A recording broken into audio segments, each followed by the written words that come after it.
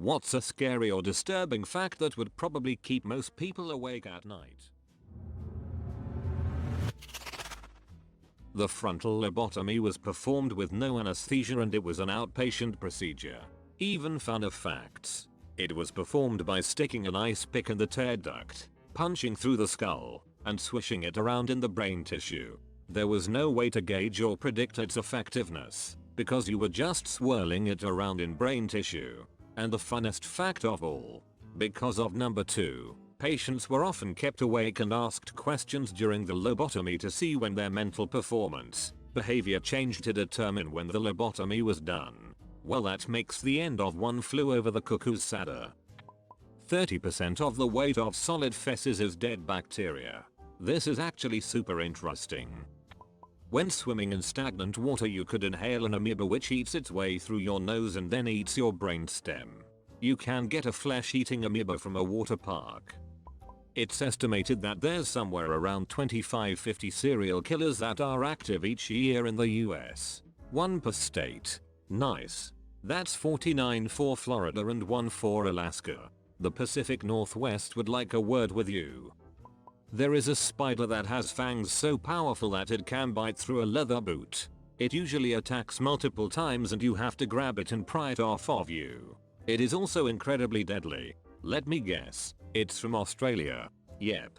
Another good reason to never ever leave Canada. The spiders here are small and not dangerous. Sometimes I don't like the cold, then I remember it keeps horrifying shit like this away. Someday, one last person will remember you for the last time, and from that day forward, no one ever will. Not Mama Coco. Remember me. It's called the second death apparently. Well, it could totally happen before your first death.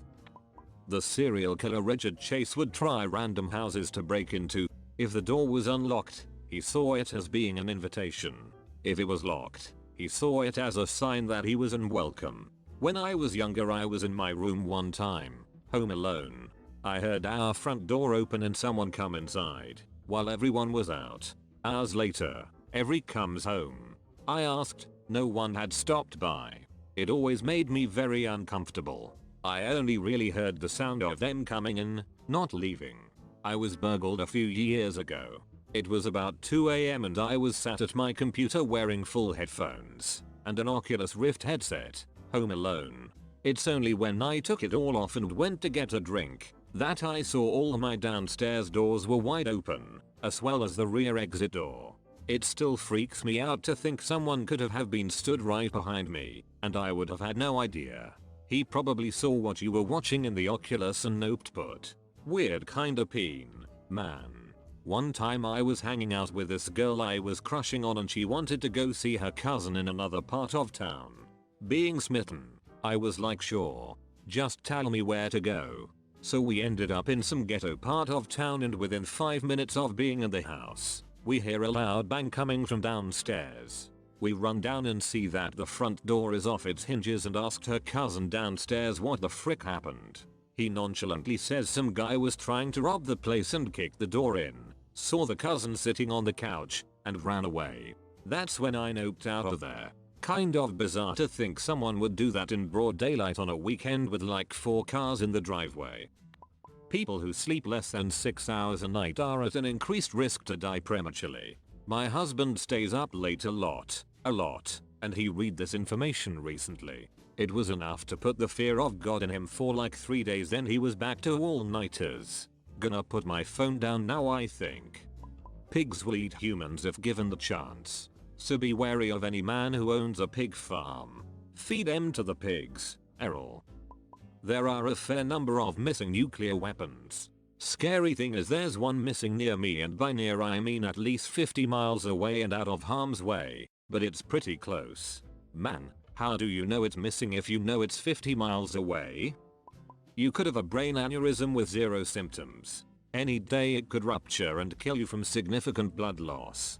Happened to my mom's friend right in front of her. The seemingly perfectly healthy woman died at 40 without warning during a work trip and while having drinks with her friends. 1 second she was laughing, the next second she was on the ground. Never woke up again. My pool mum was the one that had to call her husband and kids. Aneurysm and blood clot are the two types of death that scare the shit out of me. Silent killers. It's terrifying, but I think I'd prefer that over an extremely painful death. Being real, just dropping dead is the perfect way to go. Frick having cancer, or a heart attack. Please Lord, let me go senile, then just let me pass in my sleep. Unfortunately it can also be really painful. It's described as one the worst headache you'll ever have. Emilia Clarke had one and survived, and her life sounded like pure hell for a while. Waking up isn't guaranteed. I'd rather die in my sleep than in any other way, to be honest. I wanna know I'm dying, really experience it. Skydiving without a parachute, it is then. In child peen cases, someone has to actually watch the video beginning to end so they can testify about it in court to seal a conviction. I've been that guy. Kinda. Early 2000 I was working the abuse dept at an ISP. 99% complaints was spam, port scanning, etc. But about 4-5 times a year I'd get a child peen complaint that one of our users was hosting a FTP site for distributing child peen. I'd have to go in, download a few files, look at them to confirm, then put them on a floppy disk, encrypt, and call the police.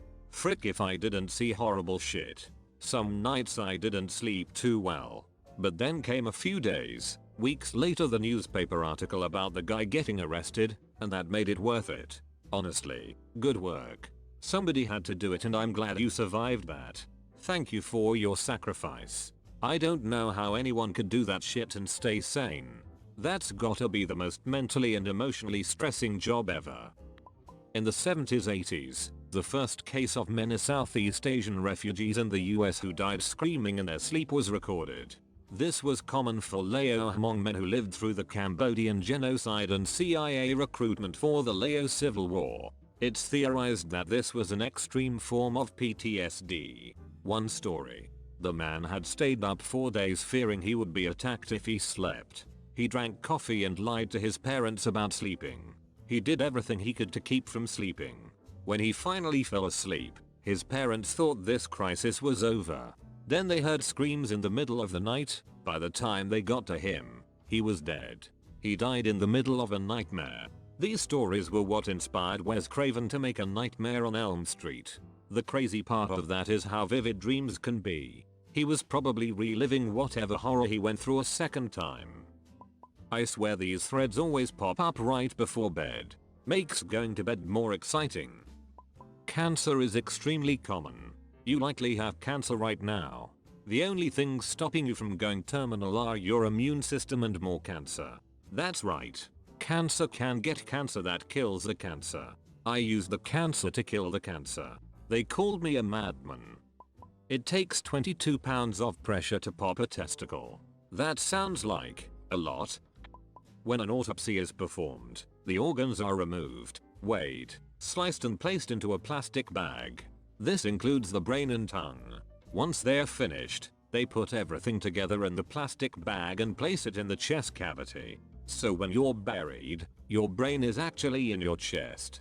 Not always. Depends on who does the autopsy. Assisted an autopsy and we sutured the brain back into the skull after weighing it. We didn't weigh the tongue either, but everything else was put into the bag into the body though, like you said. Why is the tongue removed? This bothers me more than anything else. So they can't scream.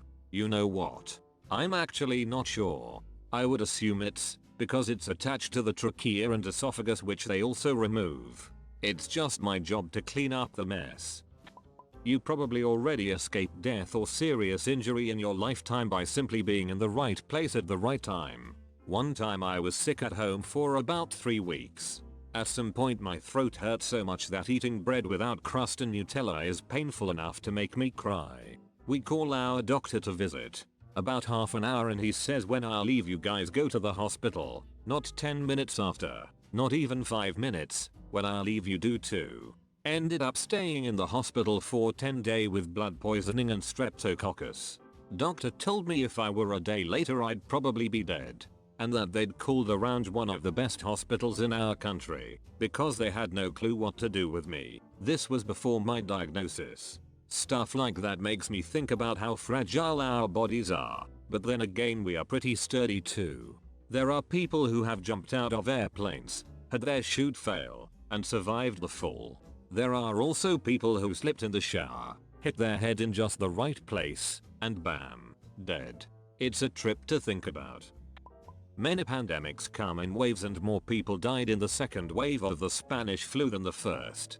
The question was most people not all people geez. It's been hypothesized that the subsequent waves were more deadly because the virus had mutated to cause a cytokine explosion, which COVID-19 already does in its current iteration. It's also been shown that the second wave had a W curve, which means it was killing healthy folk in their 20s and 30s. Okay, but what if the second wave causes super cytokine explosion? What then?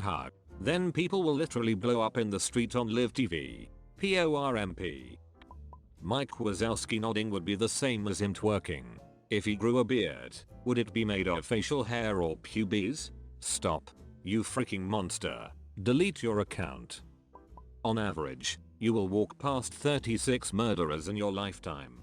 Hopefully the next time you do go past one, they'll say, no not that one, too good looking. Back about 10 years ago I went to this pizza joint for lunch and this one guy brought a slice out to me. That night he stabbed and killed a guy. I'm just glad I didn't complain about my slice being a little cold, could have been big trouble. If an imploding star were to create a gamma ray burst, and that GRB were to hit the earth, we'd never know it. Because we'd simply cease to exist. Poof. Of all the many terrifying apocalypses listed in this thread, that one seems like the least scary. No warning, no time to panic, no suffering. Just snuffed out of existence. On the side of the earth facing the GRB. The other half is in for a rough few hours. The best part is, because, by the time the light of said GRB arrived, the radioactive material that's following will arrive moments later. What is that? Dead.